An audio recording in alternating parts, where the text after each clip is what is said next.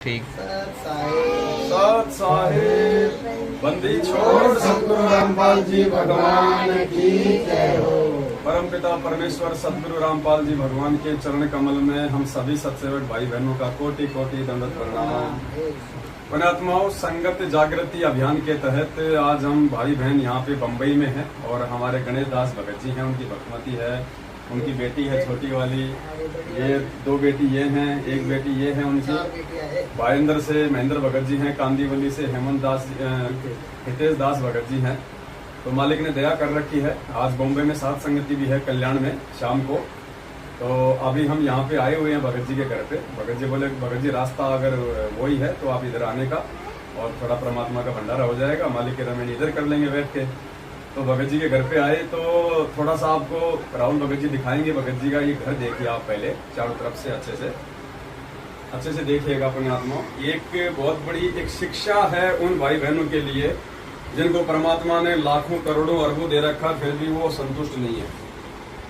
भगत जी जिस सोसाइटी में रहते हैं वहां पे सभी लोग इसी प्रकार के मकान में रहते हैं।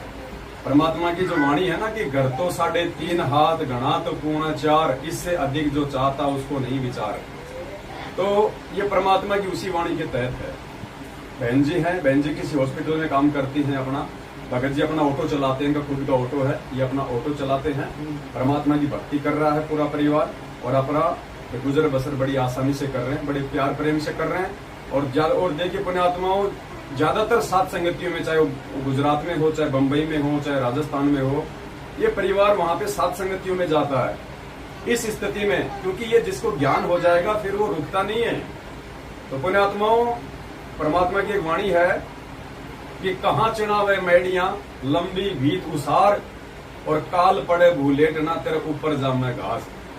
पुण्यात्माओं, जो भगत भाई बहन जिनको परमात्मा ने उनके पिछले संस्कार से काफी धन दे रखा है, बड़े बड़े मकान हैं, बड़े बड़े व्यापार हैं, फिर भी लोग उतने भाव से परमात्मा की भक्ति नहीं करते, वो उतने दिल से परमात्मा के प्रति समर्पित नहीं होते हैं।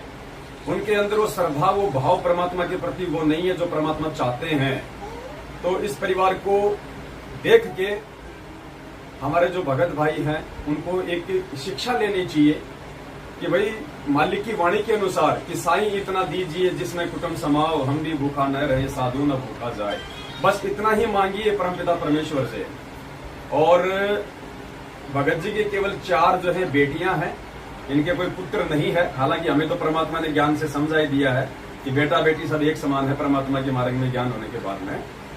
तो भगत जी ने, मैंने देखा, फिर भगत जी ने कहा कि 4 बेटियों, मैंने कहा बेटा नहीं है, बोला नहीं। तो मैंने कहा भगत जी परमात्मा के वचन अनुसार, परमात्मा की वाणी के अनुसार यदि आजीवन आप मर्यादा में रहे, इस मार्ग पे आप टिके रहे तो मोक्ष निश्चित है 101%। जिस घर में बेटा नहीं है उस आत्मा का तो 100% मोक्ष निश्चित है, अगर मर्यादा में रह के भक्ति में लगा रहा तो।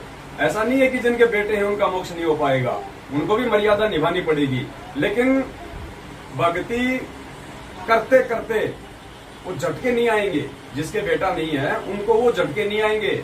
आज पोता बीमार हो गया, आज छोरा के टांग टूट गई, छोरा नौकरी नहीं लगा, वो टेंशन नहीं रहेगी उन आत्माओं के। आज वो पोती बीमार हो गई, आज उसका वहां हॉस्पिटल में जाना, ये करना, उसका लेना, उसका देना, ये लेन देन परमपिता परमेश्वर अपनी उन आत्माओं के समाप्त कर देता है जिनके घर में पुत्र रूप में कोई संतान नहीं होती है। ये बेटियां तो एक दिन अपना मालिक की भक्ति करेंगे, ये तो अपनी पढ़ाई हो जाएंगी, दूसरे भक्तों के घर में परमात्मा भेज देगा। बचे कौन? दोनों बच्चे बैठ के अपने मालिक की बढ़िया भक्ति करेंगे, आगे परमात्मा संभालेगा। जो अनिल अंबानी का बेटा बुढ़ापे में उसको नहीं संभाल सकता, इतनी अरबों खरबों की संपत्ति होने के बाद में परमात्मा अपनी इन आत्माओं को इतनी अच्छे से उनकी सेवा करवा देगा। तो भक्ति से सब कुछ है पुण्यात्माओं। आने वाले समय में तो परमात्मा इतने सारे आश्रम अपने बच्चों के लिए बना देगा कि जहाँ पे जो बिल्कुल असहाय हैं सांसारिक दृष्टि से, वहां वो रहेंगे, बना बनाया भोजन मिलेगा, 3 टाइम की आरती करेंगे, आश्रमों में रहेंगे, सेवा हमारे जैसे भाई बहन उनकी करेंगे क्योंकि ज्ञान आधार हो जाएगा। सबको अपने माता पिता के समान समझेंगे, भाई बहन समझेंगे, कोई दिक्कत ही नहीं, मोक्ष निश्चित है, कोई टेंशन रहेगा नहीं, ना कोई बच्चों का लेना देना, ना बच्चों का कोई शादी करना, वो करना, कुछ नहीं रहेगा, टेंशन नहीं। तो कहने का मतलब है पुण्यात्माओं, मालिक की वाणी के अनुसार साईं इतना दीजिए जिसमें कुटुंब समाओ, सीमित में आ जाओ। जो भाई बहन ठीक है, जिसको परमात्मा ने उसके संस्कार आधार से चाहे बहुत बड़ा कोई मकान दे रखा है, बिल्डिंग दे रखी है, कोई बड़ी बात नहीं, लेकिन उसको ज्यादा मत बढ़ाओ।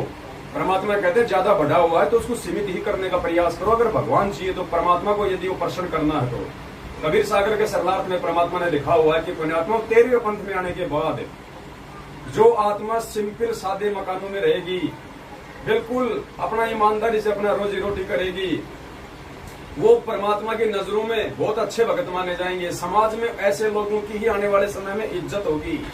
और जो ये ज्ञान लेने के बाद भी बड़े बड़े मकान बनाएंगे, बड़ी बड़ी कार और कोठियां लेंगे, दिखावा करेंगे, परमात्मा कहते हैं उनकी 2 कोटि की इज्जत होगी आने वाले समय में, 2 कोटि की इज्जत। जैसे आज ये ज्ञान लेने के बाद में हमारे लिए ना तो वो अनिल अंबानी बड़ा है, ना वो मुकेश अंबानी बड़ा है, हमारे लिए हमारे गणेश भाई जैसे जो है ये भगत भाई बड़े हैं, जो ऐसी छोटी सी जगह में रहकर अपने भगवान को नहीं भूल रहे, दिन रात अपने परमात्मा की अपनी भक्ति में लगे रहते हैं, सेवा में लगे रहते हैं। तो आने वाले समय में ऐसे जब पूरी पृथ्वी पर परमात्मा का ज्ञान होगा तो सबको वही अच्छे लगेंगे। अब यहाँ आए, परमात्मा ने यहाँ पे भोजन करवाया, आनंद आया, बैठे।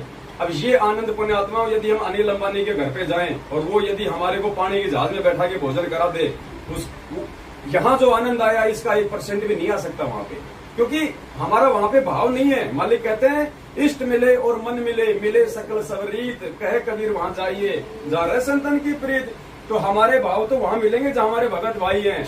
मालिक कहते हैं कि खीर खांड भोजन मिले पर साकट संग ना जाए, और कह कबीर जो की भूसी मिले तो अपने भगत के घर में खाए।